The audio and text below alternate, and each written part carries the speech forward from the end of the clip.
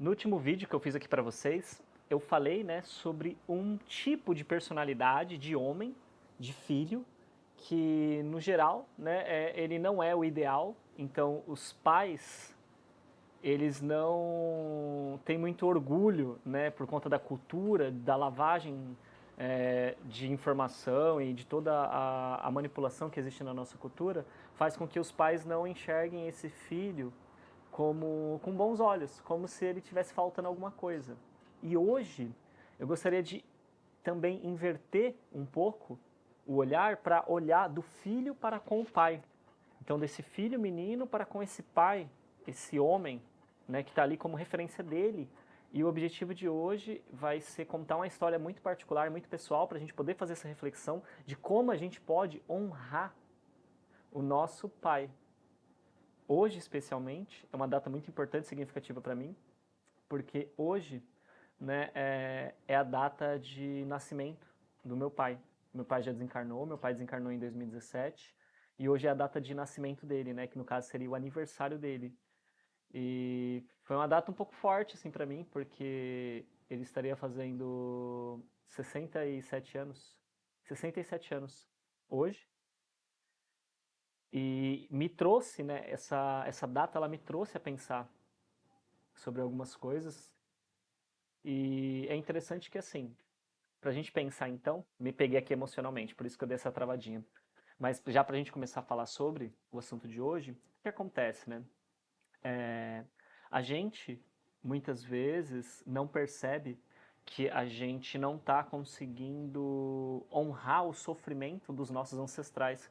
Porque todos os nossos ancestrais tiveram momentos de alegria, de felicidade, mas muito sofrimento para deixar a gente onde a gente chegou, onde nós estamos. Então, para que eu esteja aqui hoje, né, o meu pai, os meus avós e todos esses ancestrais, né, as mulheres também, mas hoje aqui pegando bem esse recorte do masculino, eles tiveram que fazer uma série de esforços e de sacrifícios para que eu pudesse estar aqui. Então, nada mais honesto da minha parte do que honrar todo esse sacrifício. E nesse sentido, então, a experiência que eu vou compartilhar aqui com vocês é uma experiência da primeira vez que eu tomei ayahuasca, que eu fiz a consagração de ayahuasca. E na primeira vez que eu fiz a consagração de ayahuasca, já na primeira dose, a primeira experiência que eu tive com a força da ayahuasca foi acessar uma memória aonde eu era bebê. Até o momento eu não sabia, mas nessa memória eu era bebê. Eu tinha 1 ano, mais ou menos. E o meu pai, ele estava na sala da casa que ele morava, junto com a minha mãe, discutindo. Ele estava discutindo com ela. Tinha uma estante, tinha uma parte com 3 garrafas de bebida. Meu pai, nessa época, ele gostava de tomar um aperitivo, assim, em casa e tal. Ele nunca foi um homem, assim, de consumir álcool excessivamente. E dos últimos anos da vida dele, ele também parou de beber, nos últimos 15 anos mais ou menos. Mas ele, nessa época, ele gostava de tomar um aperitivo. E essa memória eu me lembro, tinha 3 garrafas de bebidas específicas, que eu não vou falar as marcas aqui, mas eu lembro de cada uma delas. Tinha uma mesa de centro, de mármore branco, com os pezinhos pretos. Tinha a TV, tinha o sofá, o carpete do chão ele era marrom, assim tal. E o meu pai ele estava muito nervoso, ele estava discutindo com a minha mãe, e naquela memória eu sentia muita raiva do meu pai. Eu era um bebê, mas eu sentia muita raiva e ao mesmo tempo eu sentia um sentimento de impotência por ele estar fazendo aquilo com a minha mãe, mas não tinha nada de agressão física naquela situação, né? Tinha uma discussão sim, tinha ali, né, hoje, né, com os conhecimentos que nós temos, uma violência psicológica, mas não tinha nenhum tipo de violência física, né? Diga-se de passagem, né, meu pai ele nunca agrediu, né, ninguém. Na família, pelo menos, eu nunca tive a experiência de ver, sei que nunca fez, se fez em algum lugar, outras situações, eu não tive essa informação. Mas o que acontece? Nessa experiência, quando eu lembrei disso, quando eu acessei isso, aí eu fiquei sentindo aquela raiva do meu pai, sentindo aquela raiva, aquela raiva, aquela raiva, aquela raiva, e foi muito forte isso. Só que depois de uns minutos que eu tive essa experiência, né, eu tive uma outra experiência, que foi o quê? Foi algo me mostrando o quanto eu também era desrespeitoso com as pessoas nos ambientes de trabalho, nos relacionamentos afetivos que eu já tinha tido até aquele momento, com as minhas ex-namoradas, com outras pessoas que eu conhecia. E aquilo foi me mostrando, me mostrando, me mostrando, até que chegou um momento que ficou bem insuportável pra mim ver tanta coisa. E eu falei, não, não, não, para, já tá bom, tá bom, tá bom, tá bom. E depois, né, que eu passei por aquela experiência, eu comecei a me questionar, entende? Como que eu poderia fazer para que eu pudesse não cometer os mesmos comportamentos que quando eu olhava, entende, por exemplo, para o meu pai, né, naquela época eu julgava ele, eu achava que ele estava agindo de uma forma errada. Hoje eu já penso de uma forma diferente, né? Eu penso que ele sempre acertou. Ele acertou do jeito dele, da forma como ele aprendeu, da forma como ele foi condicionado a pensar, a acreditar, a ver o mundo, a ver o relacionamento, a ver a si mesmo, a ver a esposa, o que é a mulher, o que é o feminino, o que é o masculino. Então hoje eu não julgo mais ele dizendo que ele fez algo errado. Eu penso dessa forma, ele acertou da forma que ele podia. Só que todo esse processo com a ayahuasca, a terapia, a vida de uma forma geral, o contato que eu tenho com as pessoas que eu vou atendendo, foi me levando para esse questionamento de como que eu poderia então honrar o meu pai, sabe, fazendo algo diferente daquilo que eu acredito que pode ser algo mais saudável, tanto para mim quanto para as pessoas com as quais eu me relaciono, mais especificamente, né, nesse caso, né, com uma companheira. E foi ali que eu percebi, entende? Que eu tinha, até aquele momento, um comportamento muito de controle, em que eu queria as coisas tudo da minha forma, eu queria as coisas todo do meu jeito. Eu queria as coisas exatamente do jeito que eu queria que fosse, do jeito que eu acreditava que tinha que ser. E dali começou um processo, que é um processo que eu diria que é um processo sem fim, né? A gente nunca vai 100%, né, conseguir talvez, mas quanto mais a gente conseguir avançar, vai ficando melhor.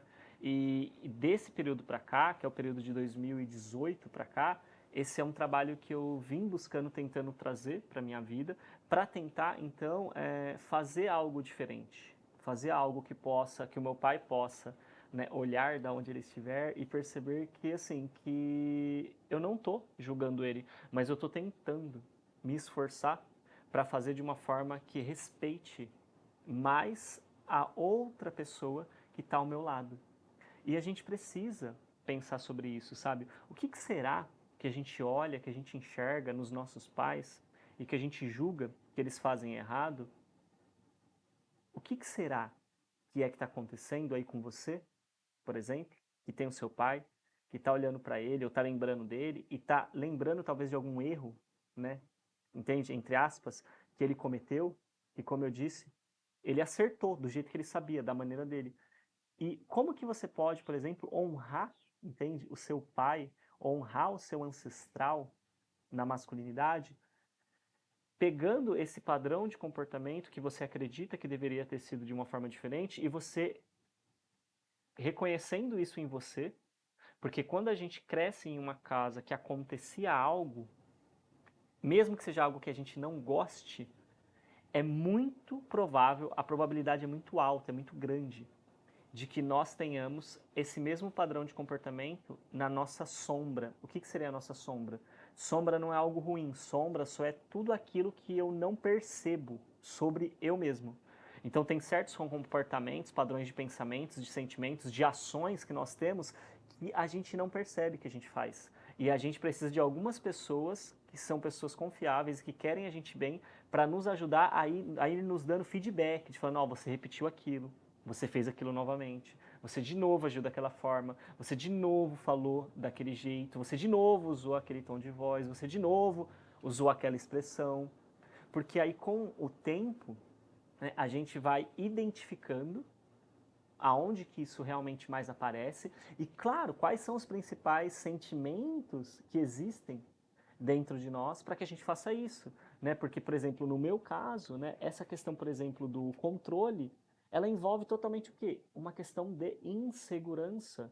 Então, quanto mais inseguro nós estamos com relação à nossa própria capacidade, ou ao nosso próprio conhecimento, ou ao nosso próprio potencial, ou à nossa criatividade, ao nosso, enfim, ao nosso talento, Quanto mais a gente estiver inseguro em relação a algo que nós estamos vivenciando ou que nós precisamos possuir para vivenciar uma experiência, mais teremos um padrão de controle quando temos, é claro, essa tendência a ter uma experiência com o controle, algo que nos gere esse ambiente para desenvolver esse padrão. Outras pessoas vão desenvolver outras coisas, que não é o controle, talvez seja a fuga, evitar a situação e não ir. Mas quem está lidando com, por exemplo, questões de controle, a pessoa ela vai ter essa tendência para esse comportamento de controle. E conforme eu vou trabalhando isso então em mim, conforme eu vou buscando entender do que eu estou inseguro nessa situação, no meu trabalho, no meu relacionamento, com a minha companheira, que eu estou inseguro? Ah, eu estou achando que ela está olhando talvez para outros homens, mas por que eu acho que ela está olhando para outros homens? Talvez eu estou inseguro com o corpo que eu tenho? Será que então isso não me ajuda a perceber que talvez faz muito tempo que eu não cuido do meu corpo, que eu não me alimento bem, que eu não pratico um exercício físico? Então, na verdade, essa insegurança e esse controle está tentando me dizer o seguinte: eu não estou satisfeito com o corpo que eu tenho. Ou será que, mais profundo ainda, eu estou inserido dentro de um padrão de crenças culturais que fazem eu acreditar que o corpo que eu tenho me torna menos homens do que homens que têm um outro tipo de corpo, de estética, e por isso eu acho que ela está olhando para eles e está me traindo ou está querendo me trair? Então veja, que quando a gente para poder fazer esse olhar de reflexão, esse olhar de pergunta, a gente muitas vezes está fazendo algo que os nossos ancestrais, que os nossos pais, que os nossos avós não tiveram a oportunidade de fazer. Por quê?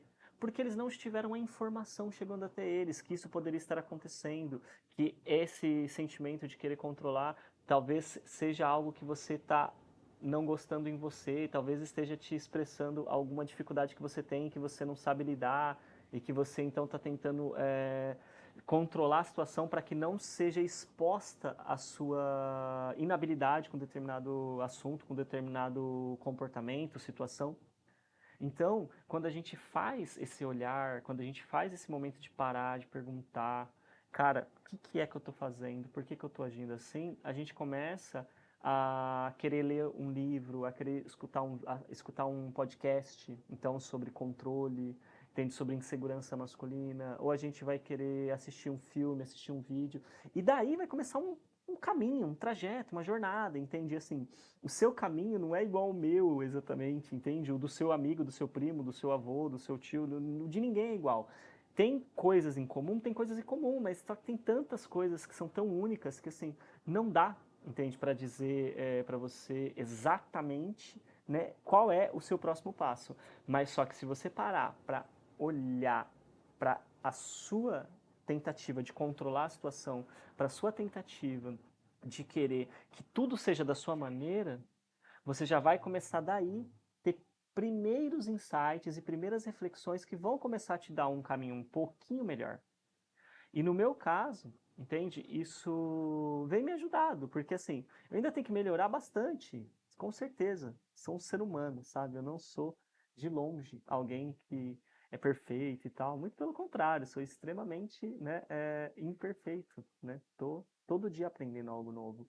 Só que por outro lado, hoje, quando eu olho para trás, eu percebo que sim, eu sou um cara capaz de controlar menos, eu sou um cara capaz de respeitar as pessoas que estão à minha volta, entende? Que mesmo que eu não goste talvez de algo, hoje eu tenho mais capacidade de sustentar a angústia de querer falar algo e me silenciar para não desrespeitar outra pessoa, para não ofender outra pessoa. E eu não conseguia isso há algum tempo atrás, entende? Quando eu percebo que eu estou tentando dominar uma situação para fazer ela ser exatamente do meu jeito, eu venho conseguindo cada vez mais perceber. Ou quando uma pessoa me pontua, fala, mas você está sendo muito inflexível e tal, não sei o que lá, eu me permito a refletir aquilo que ela me disse, eu não fico negando, entende? Eu não fico encontrando defeitos na outra pessoa para anular o que ela disse sobre mim. Então, esse trabalho, você vê que é um trabalho de assim, é um trabalho de todo dia, diário, e é um trabalho que a gente erra muitas vezes, então tem dia que eu escorrego, tem dia que eu vou lá fico mais inflexível, e aí eu me pego, eu falo, putz, o que eu fiz hoje? Né? Então, assim, e aí a gente precisa ter uma paciência com a gente precisa ter uma certa consideração, porque a gente não vai mudar de um dia para o outro, a gente não vai, entende, não errar mais, a gente vai errar. A diferença é que a gente vai estar consciente do nosso erro e a gente vai, então, tentar pegar qual foi o gatilho que aconteceu. Então, a gente precisa ter muita compaixão com a gente. Por quê? Porque quanto mais a gente tiver compaixão com a gente e interesse em não repetir mais esse padrão de comportamento, assim a gente vai poder estar honrando, entende? Esse ancestral que chegou até onde chegou com o comportamento que tinha, porque era o recurso que ele tinha para lidar com as sensações, com os pensamentos, com os sentimentos, com as dificuldades, com as oportunidades, com os desejos e as vontades que ele tinha. Então hoje a gente tem novas oportunidades, hoje a gente tem novas informações, hoje a gente tem novos recursos, hoje a gente tem uma outra realidade acontecendo.